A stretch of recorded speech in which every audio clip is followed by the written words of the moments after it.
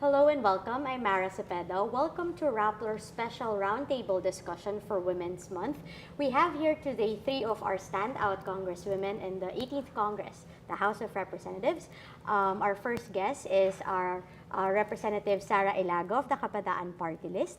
We also have Congresswoman Bernadette Herrera, who is our Deputy Majority Leader and Representative of Bagong Henerasyon. And of course, Representative Sharon Garin, the Chair of the House Economic Affairs Committee. Hello, ma'am. Welcome to Rappler. Hi, thank you. Hi, thank you for having us. So I'll just dive right into my question. So let's start in the beginning. What motivated you to run for office, to run for Congress? This isn't your first term. This isn't your first term. It's not my first term.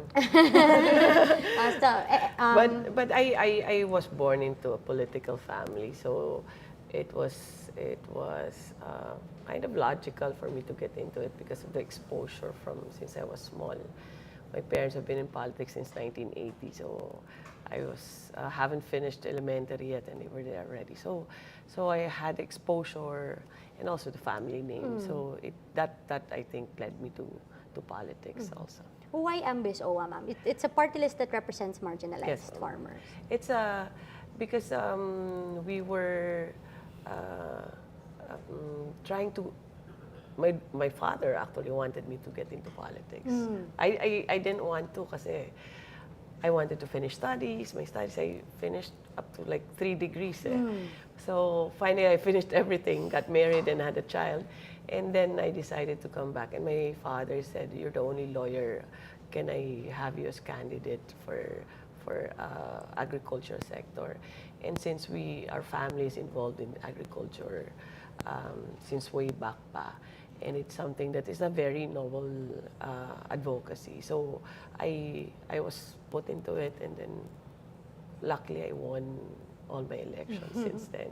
But it was a very good opportunity for me to excel in something that I loved, in a sector that I do believe that is a driver of our economy, and also that I can use all the education and all the training that I've gone through in the past years. Okay. How about you, Kong B.A.? Ako naman, complete opposite. That of Sharon. I'm the first in the family.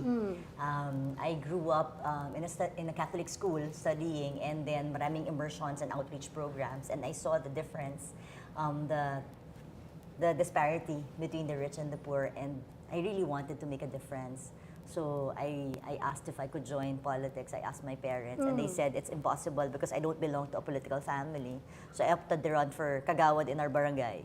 But then, I don't know, fast forward, instead of running for Kagawad, I ran for councilor in Quezon City in the 1st district. So with that, I was exposed all over again as to the disparity between the rich and the poor. So I just really wanted to make a difference. So I entered politics at the age of 25. Very young. Yeah, in 2001. So I was councilor for 9 years, and I concentrated on really doing a lot of women and youth empowerment programs so that I could uplift and improve their lives.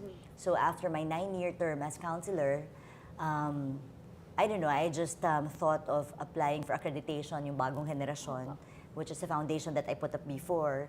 And then naging NGO siya, naging foundation, tapos in-apply ko siya for accreditation as party list. And luckily naman, we won a seat. So youth and women empowerment pa rin yung concentration and consumer protection. It's opposite, ano? Opposite. My parents wanted me to run. Ako talaga, I really wanted to. Well, actually, work for government because my dad always said, impossible tayo maging elected kasi nga we're not a political family. But, you know, I think sheer determination got me to where I am now. So there's no one way to be a congressman. Yes. For Kong Sara, can you tell us the story why Totally you became... different.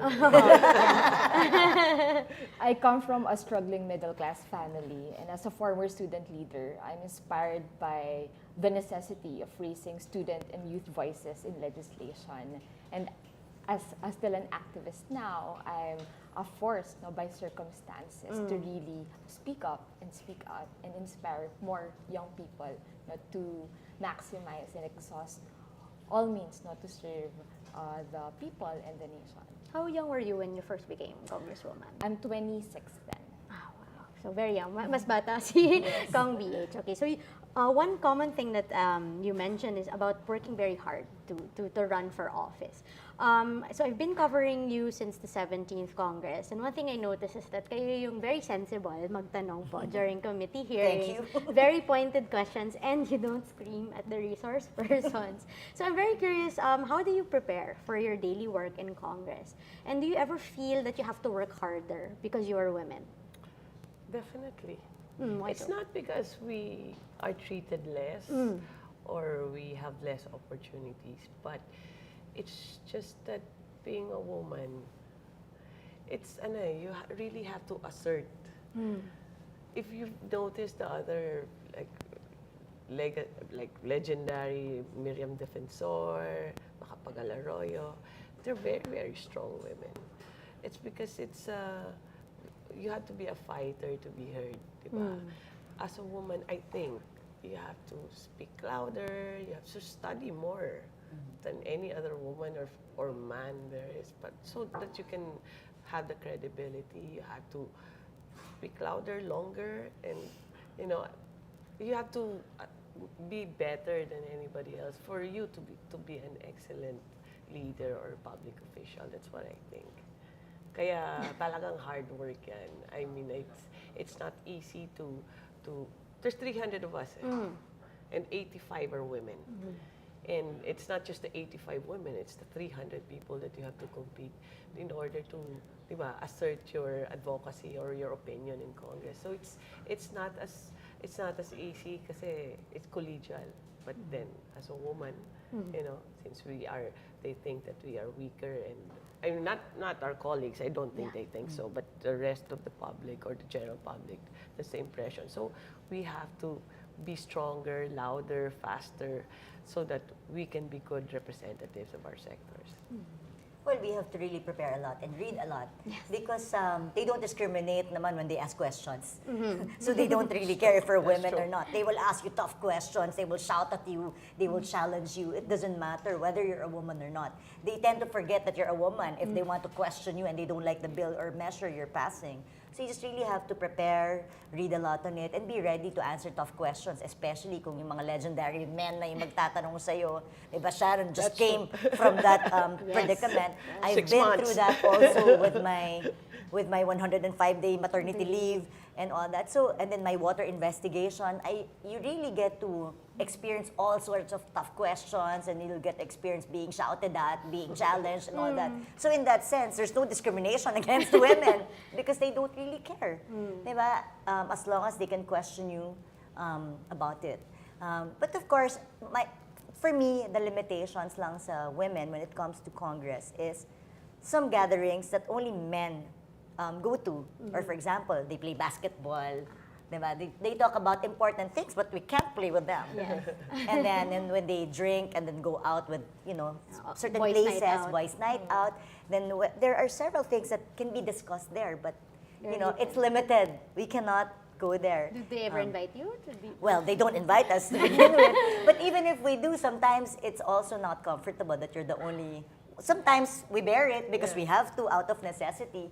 But sometimes it's also difficult because you can also get criticized for being the only woman in such a gathering and all that. So that's the tough predicament of us women, especially when it comes to those things, where a lot of things also get to be discussed and finalized. But we can't be there. Something like that. How about for Kong Sarah? Because you're also Yes. part of, the Makabayan bloc. So both Kong BH and Kong Sharon are part of the majority. Yes. So different yung circumstances ni Kong Sarah. Yes, for Kabataan, we stand by one principle. If you fail to prepare, you prepare to fail. So preparation is really the key, to get the most out of the hearings in Congress. And at first, I feel like I have to pass thrice in order to be substantially heard and for my calls and demands to be properly and substantially addressed, because I'm not only a woman, I'm also young and not so rich. So yeah, but that was during my first hearings. Ayan. But then, nangyari na rin na yung mga weaknesses pala can also be your strength. No? When you're strongly connected and never divorced to your constituents, your stakeholders, lalabas at lalabas yun. Since you really come from the sector, you're able to raise the voice of the sector. Okay. Now, you already mentioned it, how to navigate life in Congress, because it's a world dominated by men. Like you said, there are only 85 They think female. so. Okay, maybe you can elaborate more on that, because to me, even if you are far outnumbered, your voices are not drowned out in the House. You always have something to say, and people listen to it. I mean, in my case, as a reporter, I write about it. So, how do you do that? Kasi, lalo na in Filipino culture, or the millennials, they have this term called mansplaining. I mean, do you ever felt that you've been mansplained by your colleagues, especially when you're on the floor defending a bill that you're sponsoring, or delivering a speech about advocacy you're so passionate about? Well, the Philippines naman is one of the top in ranking when it comes to leadership in the executive as well as in government. And I think our colleagues, feeling ko lang kasi if they see that you know your craft, you get respect whether you're a man or woman. And in Congress, we are all congressmen and women and we've won 1, 2, 3 elections already, and it says something. It proves something that you have the capacity naman. Each and every person in Congress has their own capacity. We look all different, pero may mga abilidad lahat yan. Kaya I don't really, especially when the time na after, like sinasabi ni Sarah kanina, na after one term, and then you know na how things go, and you're more confident, you're more knowledgeable, your voice is as heard as equally as the rest, whether man or woman. Kaya kailangan lang talaga you show them that you prepare for whatever you have to do and you know what you're doing, and you get respect by that. That's how I think we, all three of us, contribute to empowering women because we are showing na ang mga babae sa Kongreso are as tough as the men are. That's what I think. Actually, it's not that we feel discriminated when you're a woman. It's more of pag neophyte ka. That's what they're saying. Yeah. So, umpisa. But if you've proven na, ay, hindi ito basta-bastang babae, kaya nito makipagsabayan sa atin, that sets the trend already as to when you speak, they will listen to you. Siguro the only thing that made it very difficult for me was the 105 days maternity leave. That's really pro-women kasi. Yeah. So I really had a tough time there, and honestly, I really didn't know if I was gonna be able to pass that if we did change the speaker. Because for the longest time, it was sleeping in the committee. It wasn't being read on second reading until we changed speakers. Because it was easy to talk to Speaker Gloria Macapagal Arroyo by that time because she can relate. She understands how important it is for women to really have that rest after you give birth. So, but I also don't know. We could have passed it also, but I just found it easier for the speaker, who was a woman, to understand it more.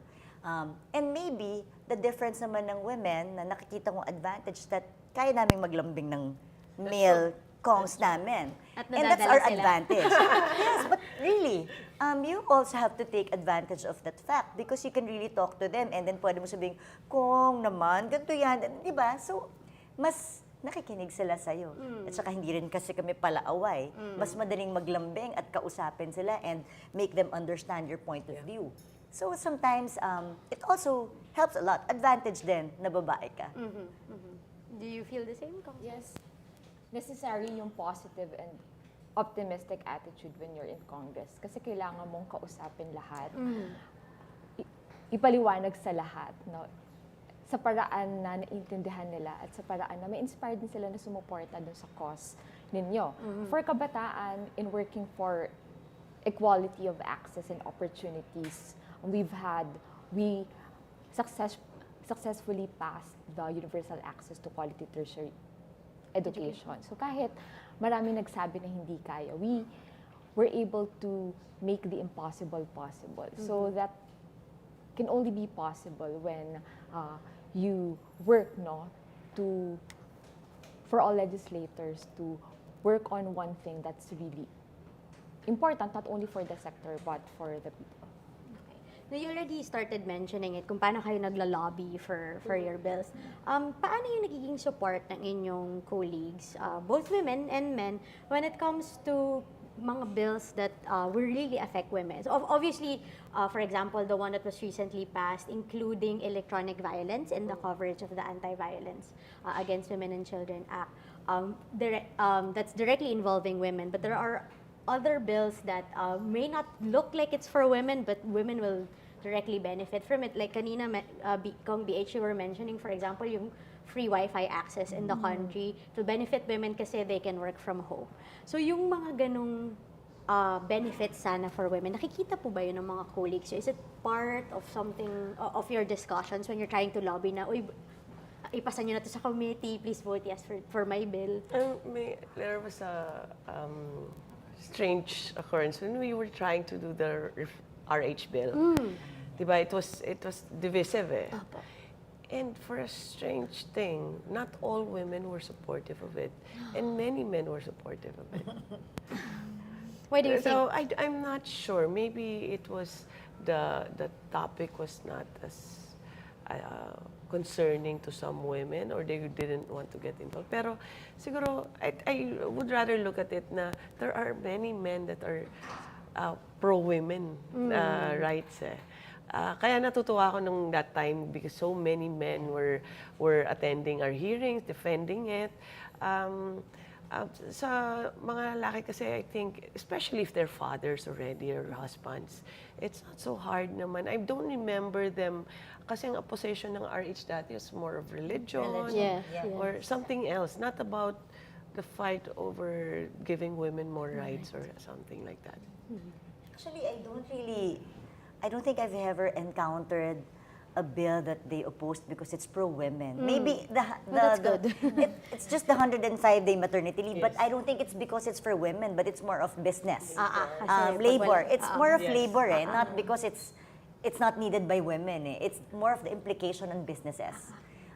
So I haven't felt that they are against it because it's a pro-women bill. And like what Sharon was saying about the reproductive health bill, that's why we had to create the Soul Sisters during that time. Yes. Diba? We had to create the Soul Sisters because we wanted to encourage more women. Kasi mas marami yung men na supportive that. But yun kasi religious. Siguro yung mga lalaki mas hindi takot sa churches nila. I don't know. But kasi mas nahirapan kami. Totoo yun. Mas nahirapan kami sa mga kapwa naming babae. So it's really not about looking at it if it's a pro-women's bill or not. I never felt that from my colleagues that because it's pro-women, you won't support that. Hindi ko lang alam itong pinapasa sa revision of laws na equal na yung definition ng adultery. Yun lang hindi ko alam. Wala pa eh. I don't know. I haven't pa siya attended a hearing. Pero yung equality sa pag-raise ng children na ipasa na sa Committee on Women, so hopefully it would pass also na equal na yung men and women in terms of raising the children when it comes to parental consent and all that. So we'll see. Tignan natin kung maipapasa natin doon and what the reaction of our colleagues are. So that's something that we have to see. Pero since naipasa na siya sa committee, napasa na sa Committee on Rules, Yes. so tayo na at second reading. Yes, one challenge also is how to strengthen congressional oversight for laws related to protection of the rights and welfare of women, reproductive health, andyan din yung tungkol sa comprehensive sexuality education, at marami pang iba na dapat yung Congress, or yung gusto sana natin ma-inspire pa yung Congress, is to have a substantive agenda that would protect the rights and welfare of women, not just in law but also in practice. So the speaker, I think a couple of days ago, met with the lady legislators. I'm very curious what was his message to you, because What was his message? because a lot of the pro-women bills aren't in the priority of the lower chamber, kahit yung Senate. So I was wondering, I mean, did he express that he's open to it, to prioritize? I don't think it's because of the gender issue. It's more, if you've seen, Speaker Allen's very religious. Yes, he is. Yes. So that's one of the major factor probably, which, you know, you can't fault him for that if his belief is. but because maybe some women's women empowerment bills probably affects about some religious issues na rin. Like our age, so the divorce bill anti-discrimination, now. divorce The bill, divorce bill is anti-discrimination, things like that. Kaya it's more the religious side, I think. But he's been, in fact, how many deputy speakers we have? 4 yata that are Four or women. five, yeah. And then 22 chairmen na babae din sa Congress. So and his wife is very active and very, she's, President of Congressional Spouses, Yes. si Kong Lani. yes. So I think it's more of the religion part than his views on women's rights. He's very supportive of us, I would say so. Actually, yung message naman niya nun, if there are really bills that we really need to push forward, just let him know. Okay. Just let him know. But like I said, like we've been saying, we haven't seen any discrimination naman when it comes to, pang babae yan, so it takes a backseat. Walang ganon. Well, that's good. Nothing like that. Siguro yung nakikita ko sa divorce law, it's not Not so because of it's because women, but religious, Sabi pa nga niya, he's an admirer of his wife and his sister. So, and the mother, kaya mataas ang tingin niya sa babae. That is true. Sabi nga niya, number 1, ang babae, decisive. Diba? Kayang magdesisyon. Number 2, ano ba sinabi niya? Ang babae hindi takot magtanong. Pansinin niyo, ang mga lalaki ayaw magtanong ng direksyon. Diba? Yung example na ginawa niya, yung sa kotse lang, ba't ba ayaw mo magtanong? Kung naliligaw na tayo, magtanong ka. And then number 3, alam nila na pag sa babae napunta, sa pamilya ang punta. Yeah. So that's how much he also has a high regard for Because he women. has strong women. Yeah. Around him. him. Yeah. He's No being choice. surrounded by strong women, actually. Yan din siguro yung kailangan sa kabataan. Yung role models really play a huge part in influencing the younger generation to take part in combating all forms of discrimination. So, yun tungkol lang dun sa pagtatanong. Karaniwan kasi parang sinasabi natin yung mga kalalakihan, medyo mas nahihiya magtanong, pero siguro nagpapakita lang na kailangan din natin silang kausapin. Na hindi porket nahihiya kang magtanong. That doesn't make you less of a person. Okay. So you mentioned already that the speaker is actually very open to listen to his colleagues. So on break ang session ngayon, you're going to resume it on May 4, I believe. So if you could tell, ano yung gusto nyo sanang bill nyo, pet bill nyo, that you hope the speaker will be, prioritizing and tell the committees, no, you have to act on it. Kumbaga, what's your dream pet bill to be passed in the next session? Napasa na yung isip. I'm right now because I'm part of the economic cluster that we have there. Because that's banking, boring Boring but very concepts. important. Ways and means, which means taxes, and my committee, which is economic affairs. So I'm very focused on those topics now. So almost all of them passed actually already. Priority siya ni Yeah, speaker. Foreign Investment Act, the Public Service Act, which is very controversial. And I've had 20 men asking me questions in the plenary. At hanggang gabi, ma'am. Yes, 8 6 o'clock months. 6 nagsasalita months ka yun. pa. But First to let you have to be intelligent and pretty at the same Yeah. time. That's necessary. It is. Pero I'm hoping that it pushes through in the Senate, and I'm trying to. Hopefully, I can also show them that those bills are important. Kasi medyo complicated lang nga siya, but taxes and all that, it funds. It's the driving force of our services. So hopefully, we can help the government get more revenues with all those bills that we have been passing. So, ma'am, since now we're here, it's very controversial because it's going to open up certain industries in the Correct. Philippines. Not to media. Yes. That's what to clarify. They were asking me Parang about short that, not yan. media. Not Siguro media. maybe you can, explain to us why Filipinos shouldn't worry if there's going to be more foreign competitors Alright. for certain industries. And I'll try to make it as simple Yes. as I can. Now, it's only water and electricity that's not that's Filipino talaga 60-40. So the rest is liberalized. If you think about it, the most controversial are transportation and telecommunications.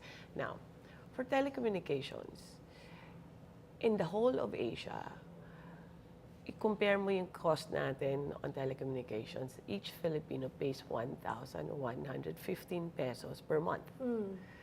While in Japan, I think it's 90 pesos. In Thailand, it's 440 pesos. We're way more expensive and way slower, and the service is even, I don't know how to describe it. I'm not happy with my service. I don't know if you are. So, the Filipinos deserve better service. Transportation. From Quezon City, where we had the office, if you go back home, for example, to Pasay, it takes you 2 hours. Yes. 5 rides or 3 rides. It's expensive. You spend hours and hours. The cost is immense. It's 100,000 pesos per year per Filipino in Metro Manila. It's because of the carbon emissions and all that. Cost ng time mo na rin. So, for me, if we need more infrastructure, we need more capital. And if Filipino capital is not enough, then we need more foreign capital. It's not that we are selling our country to foreigners, but we want to use their capital so that we can improve the daily lives of each and every Filipino. Should there be any Filipino who is willing to invest, then much better. But if not, then we do deserve something better than a 2-hour ride on a 15-kilometer trip. So I think it's about time that we open up, make sure the restrictions are there.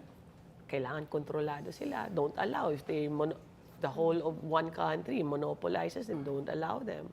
But as long as we have safeguards, then I think we will be fine. Okay. Well, just one more follow-up Yes, on the PSA. Kasi ang common, ang galit ng mga tao ngayon is mawawala ng trabaho ang mga Pilipino kasi the foreigners who will likely come That's in true. daw and invest will have more money and more resources than Filipino entrepreneurs here. Although under the labor code, no foreigner can work here if there are Filipinos qualified and able to perform. That's under the labor code. And in this law, we also put a limitation na only up to 25% ang foreigner. So we got that covered also. We listen naman. That's the result of the 6-month reciprocity clause we also put. If China does not allow us to invest in their telecommunications in China, doesn't allow Filipinos, then we also don't allow them here. You know. Okay, how about you, Kong? Yes. I'd just like to ask, isn't there like May debate dito. Because there, We had that interpellation, so. but there's a measure that's nagpababa nung minimum na kailangan na Filipino workers for a foreign investment. That's a foreign investment Yes, act, yes. which This is already done in third reading. I think also it's ahead. foreign investments kasi those are small investments. I think we lowered it to 100,000. I'm not sure. I can't remember. Pero from 50 to 10 From 50 to 10. to 10 So, employees Alright. because it's an old law, and having like a 5 million budget for investment does not justify 50 employees. Alright. So parang commensurate lang siya with So that's where the inflation and adjustment all that. came It was adjusted. But it's still up for Senate. Alright. So matagal pa siya. okay, so iwanan muna natin ang public. Sorry, ma'am. No, Sorry. very important. It's Kong Beach, and personally, I'm interested in your bill seeking to criminalize child marriage Yeah, po. yes. So I actually did a special for Rappler. Please read it and watch my docu. Kayo po kasi talaga yung nag-sign kahit nag-file nung bill kahit Yeah. nung 17th Yes. Congress. Ito po ba yung gusto niyo sana ring mapasa? Well, of course, that's one of the Opo. priorities that I want my pet bills talaga na sana maipasa na talagang no exceptions. Make child marriage a crime, a public crime. Without naman being disrespectful to the beliefs and cultural practices of our Muslim brothers, of our IP communities, because palagi ko namang sinasabi, universal naman ng katawan at pag-iisip ng bata. Not because you're from the Muslim community, you're from the IP community, iba ang physical attributes mo, or iba ang mental ng bata, the state of mental health of a child. So nananawagan ako, I'm really appealing to them to seriously consider this because it's really an abuse sa bata if we will make them give birth at the age of 15, 13, or even pagka menstruation, they can get pregnant already, then they would stop schooling. If they stop schooling, they cannot pursue their career. If they cannot pursue their career, then they'll be forever housewives. And how can they empower themselves? And abuse and violence always comes when women are really very dependent on men, that they cannot do anything on their own. So we don't want our women, children, to stop schooling. We want them to graduate, pursue their career, work. So I'm really calling for help with our Muslim congressmen, our IP Congs, to help us. So far, there are no violent objections yet. Okay. Hopefully, but we've been doing a lot of consultations, because even the children are the ones approaching us and asking for help. Talaga, ma'am. So, I'm hoping na maipasa talaga namin ito to end child marriage and then to avoid any exceptions as much as possible, so that we could give a chance for children to really have their own choices. Diba?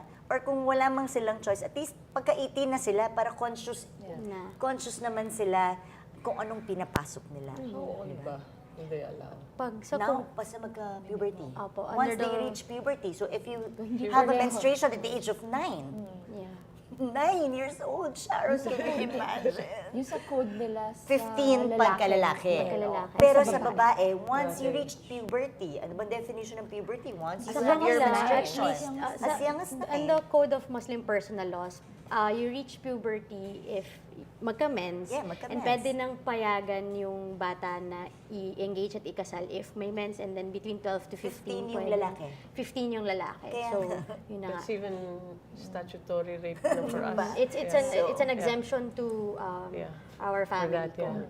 So, kaya nga, that's why we want this law to be passed, para mawala na yun. Kasi kahit sila humihingi ng tulong.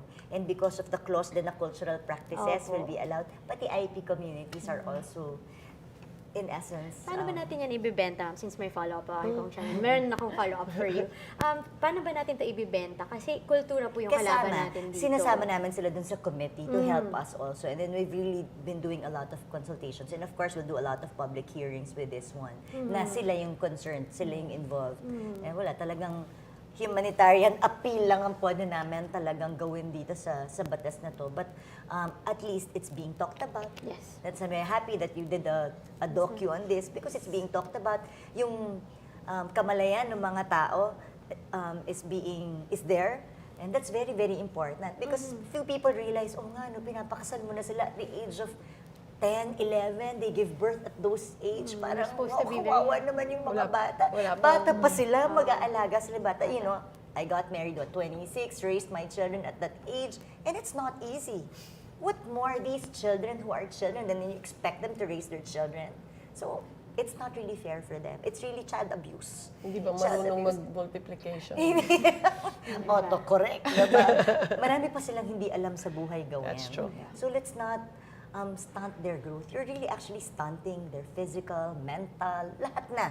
Intellectual, everything. And you know, medyo uso na rin kasi na dahil sa mga dowry, parang minsan nabebenta rin sila. Nagiging child trafficking na rin in a way. That's why you want to put a stop to it.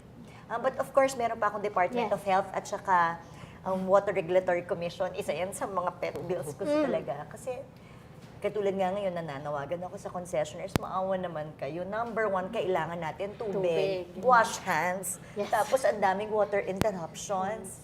Then how can we expect good personal hygiene if you don't have access to water? So that's why the Department of Water and WRC, Water Regulatory Commission, is also one thing that I hope to see passed. Okay. Nasa committee po ba, ma'am, yung sa mga Oo, nasa committees pa. Okay. And how about you, Kong Sarah? Ano po yung pet bills na gustong maipasa na?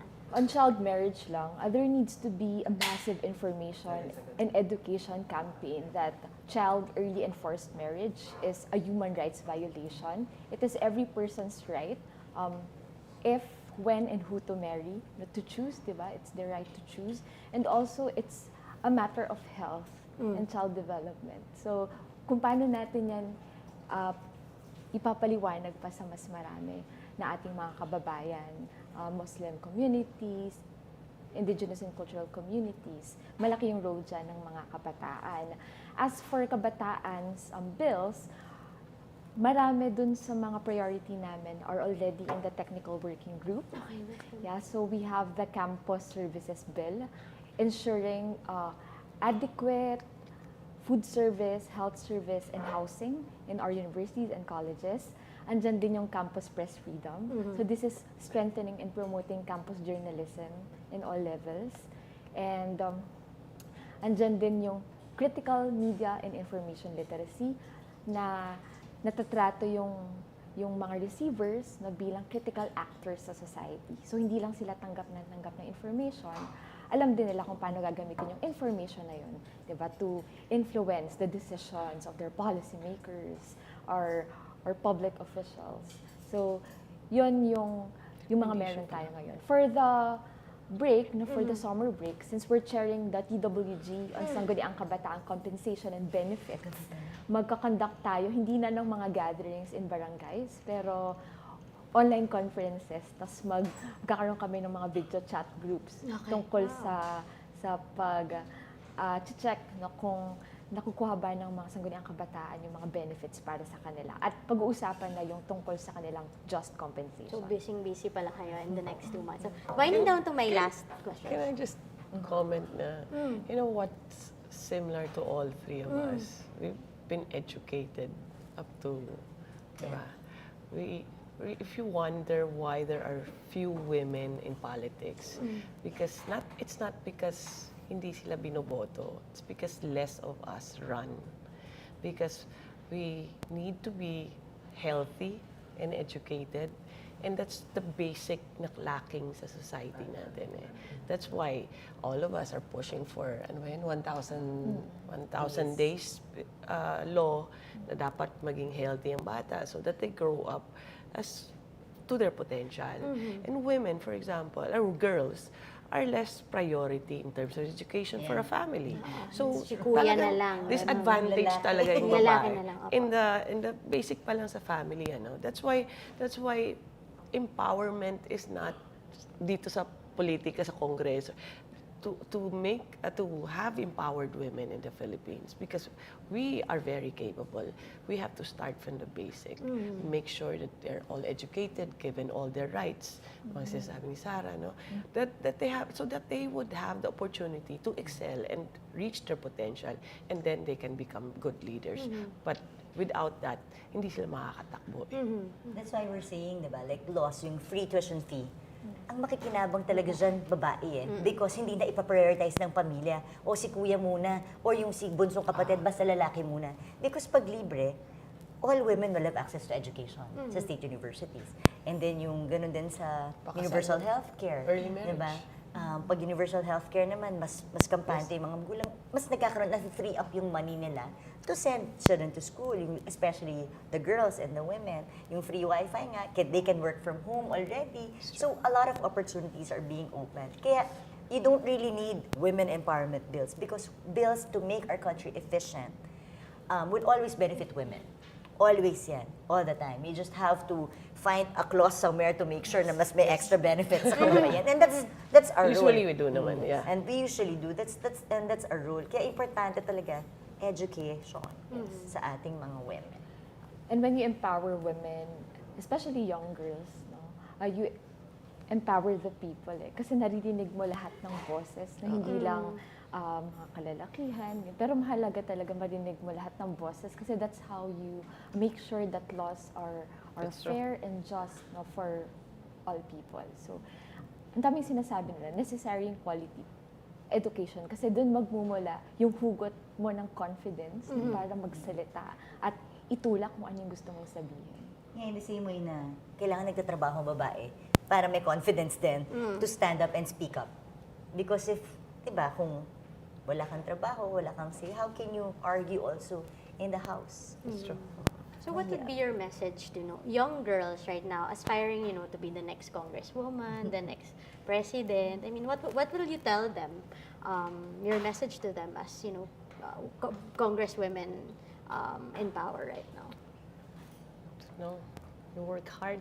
No, but like me, before I entered politics, I finished my CPA degree, my law degree, and my master's, my MBA degree as well.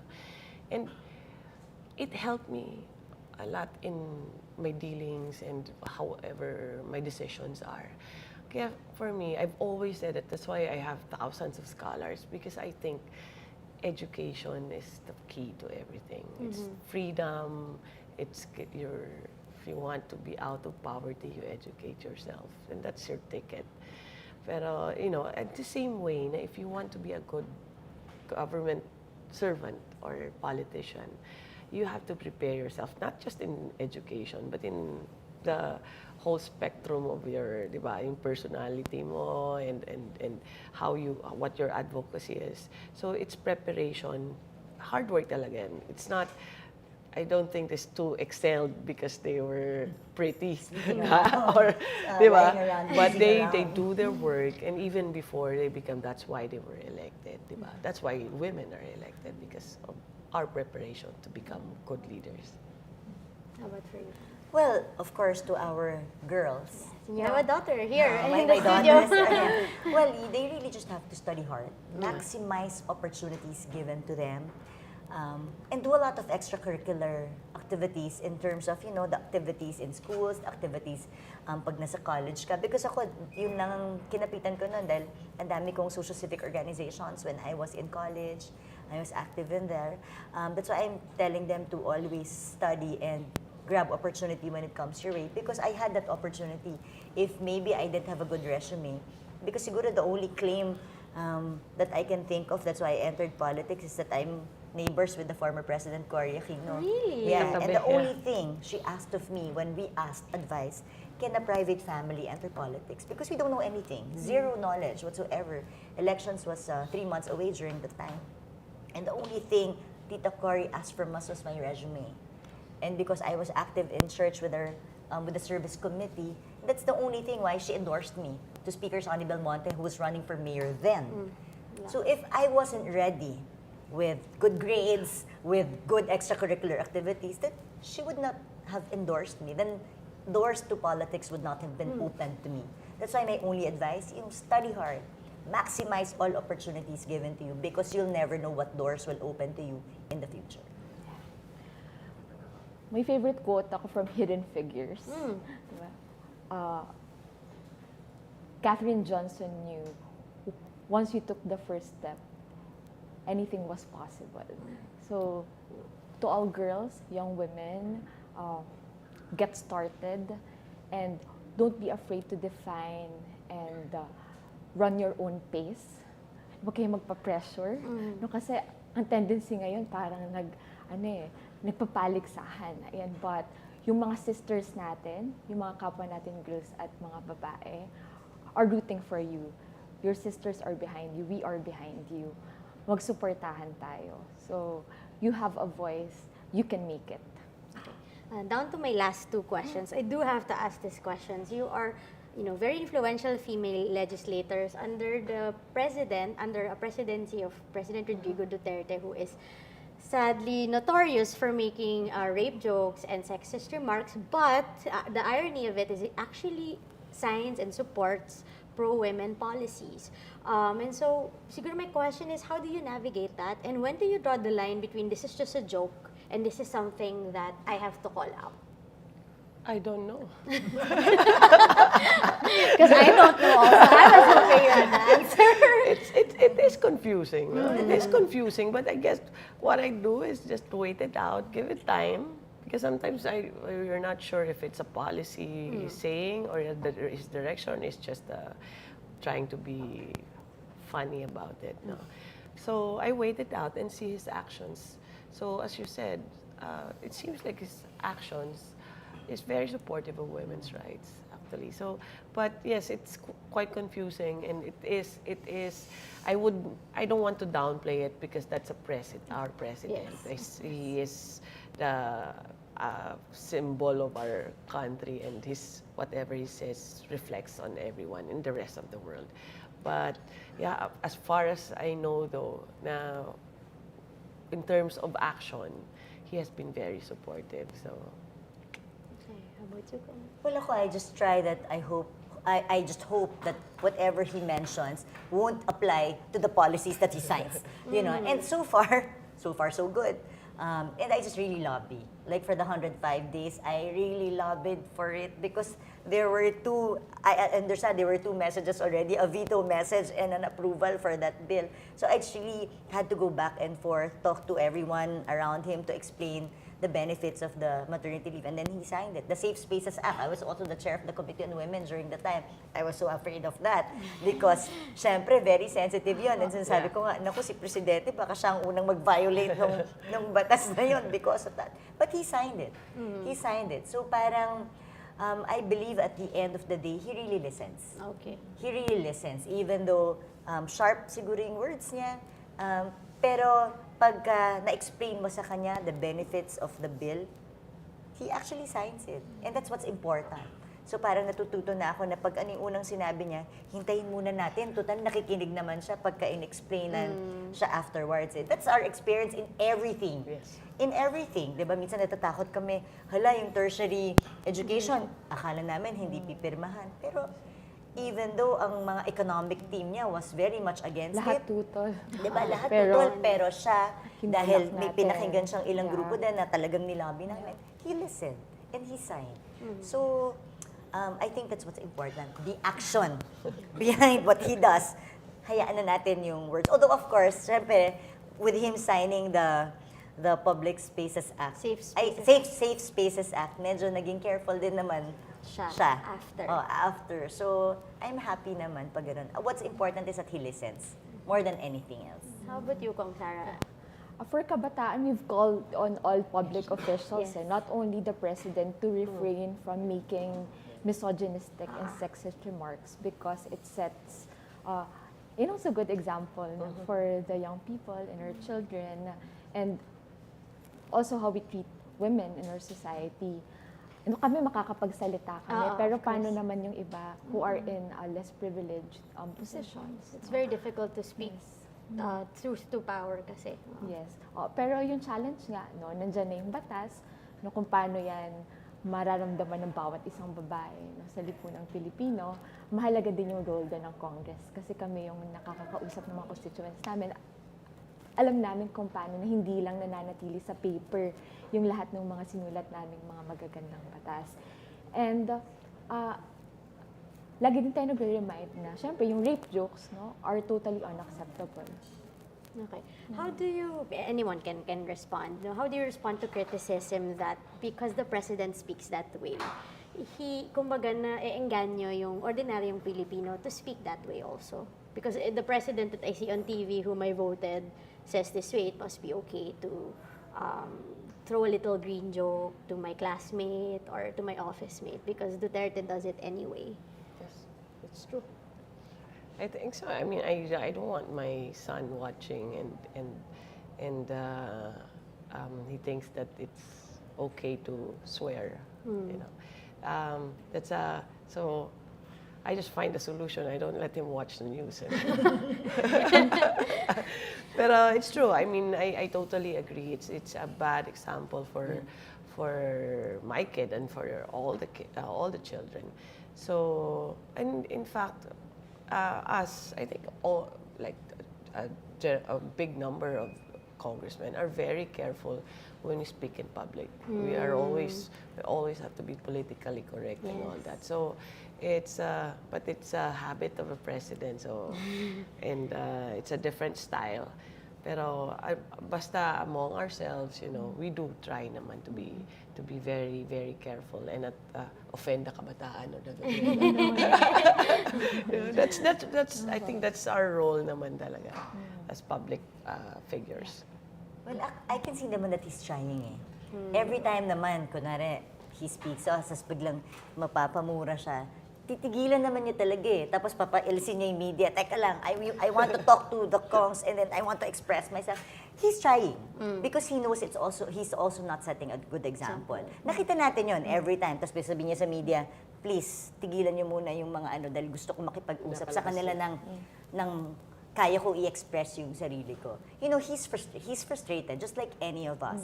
He just keeps on forgetting na, sir, pag kasi nagsalita ka, a lot of people look up to you. Your approval rating is so high. So lahat, idol ka, in other words. And I think he's trying. You just have to continuously remind him of that. And then, syempre tayo, pati sa mga nananawagan ako doon sa iba, to just really, well, not to say that it's an acceptable practice, but tibayan lang na not to follow certain examples, certain actions. But you have to, you have to also tell them naman na not because he's doing it, it's also correct. But he's also trying to correct that. And we see that. I mean, we've seen a great improvement from the time that he has started. Kaya nga sabi ko, it's important that the President listens, even to criticisms to him. Kasi he tries to adjust naman. But with all the frustration, siguro we can't also imagine kasi how difficult it is to become president. Diba? So minsan, hindi ka naman makapagpigil eh. Yung ginagawa naman niya, ganun din naman ang behavior ng Kabataan. Ang difference lang, siya kasi nasa national TV. Yeah. So I just really have to call him out na, Sir, nasa TV po kayo. Marami pong may idol sa inyo. Marami pong nakikinig sa inyo. So you just really have to remind him. And then, tibayan na lang yung discipline sa mga bata. We must also continue the conversation with regard to how important culture and traditions are in shaping gender roles. Napakahalaga niyan eh. And it's dynamic. It's not set in stone. So, yung actors ngayon, the people of power and influence now, they have the ability to change whatever needs to be changed for the betterment of the conditions where women and children are in now. For my last question today, our very Miss Universe question, and I hope each of you will be able to, will answer this as closing statement. And then, I mean, what is the essence of being a woman, a Filipino woman today? Well, I'll say this as a government official or a working mother. It's all about balance eh. Because as a working mother, I have only one child.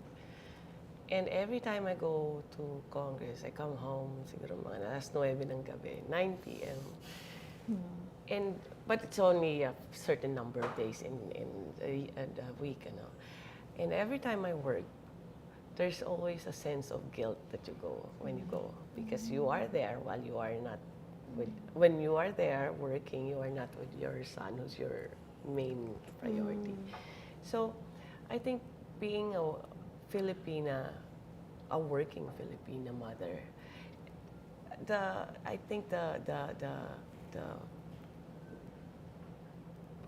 for you to become the essence of it, you have to find the right balance. It doesn't have to be a sacrifice naman kasi. Kaya I really think that's what dyan yung expertise ng mga Filipina. And that's why you see so many leaders, so many executives that are Filipina, because Filipina women are good in balancing their lives. Yun lang, ma'am. Thank you, contestant number 1. From Iloilo. Now from Quezon City. Well, they say if you want something said, you ask a man. If you want something done, ask a woman. And really, when it comes to being a woman, you really have to find that perfect combination of how you could, sa amin kasi iba, because we serve the country, of how you could serve the country and serve your family at the same time and taking care of everything about them. The essence of being a woman is being able to handle all things thrown at you because you take care of family, you take care of everyone else around you, and you take care of our country. So it's being able to handle that. Kaya you need a confidence to handle that. You need a good education to handle that. And you need the love, the compassionate heart of a woman. I think that's the very essence of it. That's why when women, you get things done because the compassionate heart of a woman is really very strong. And that's very, very important, especially with the work that we do. Thank you, Honorable Gentle Lady from Quezon City. Bagong Henerasyon party list, baka mamaya For sabihin phrases niya, that we learn from covering the hearings. And finally, Congresswoman Sarah. From Las Piñas City. From Las Piñas City. Kabataan party list. Well, as a youth representative, I would say that the essence of being a Filipino woman is their history of victories, resisting any forms of abuse, oppression, and discrimination mula pa sa panahon nila Teodoro Alonso, Agueda Cahabagan, hanggang dun sa mga kababaihan ngayon, no, na mga kasamahan natin dito, mga Gabriela silang ng kanilang panahon. Yung history of victories na meron sila mula noon hanggang ngayon at yung mga napasa nating mga reforms na para sa kababaihan, it's an inspiration, no, for women of today, no, to garner more victories, no, for the next generation. So, yun yung advantage ng mga kababaihang Pilipino. Meron siyang kasaysayan ng tagumpay. Very well said. Thank you so much po for, for Thank you, agreeing. Mara. Pinagod mo kami. Kayang-kaya naman po. And thank you for coming here. It's really a difficult time to be That's out, true. so I really appreciate you coming here. And that's all the time that we have today. Thank you so much, Representatives Garin, Herrera, and Elago. Once again, this is Mara Cepeda. This was our special roundtable discussion for Women's Month. Join us again next time.